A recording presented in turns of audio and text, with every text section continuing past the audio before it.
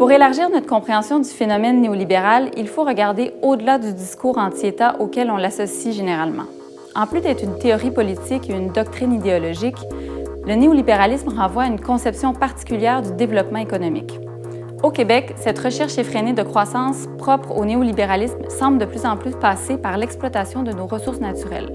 Pensons par exemple aux projets pétroliers dans le golfe du Saint-Laurent ou sur l'île d'Anticosti, à la campagne en faveur des gaz de schiste ou encore à la relance de l'extraction minière dans le cadre du Plan Nord.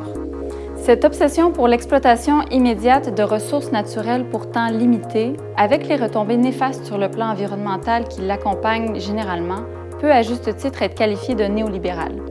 D'abord parce qu'au nom de la croissance économique immédiate, elle rend impossible toute réflexion sérieuse sur le bien fondé de l'exploitation de ces ressources, mais aussi parce qu'elle présente toutes les caractéristiques de l'encadrement bureaucratique et normatif propre au néolibéralisme. On utilise des instances publiques comme le BAP pour convaincre la population du bien fondé de ces projets de développement. On invente des termes comme développement durable dont la fonction est davantage publicitaire que contraignante. Et on transforme l'État en investisseur au service du secteur privé, tout en faisant miroiter de bons retours sur l'investissement sous la forme de rente sociale.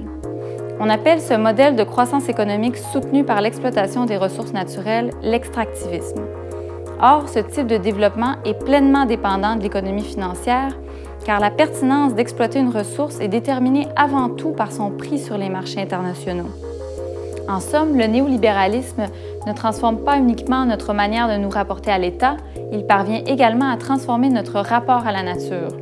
Alors que le capitalisme classique voyait dans l'environnement un bassin de ressources à exploiter pour alimenter la production de marchandises, le néolibéralisme ne voit plus que dans ces ressources des rendements futurs sur les marchés financiers.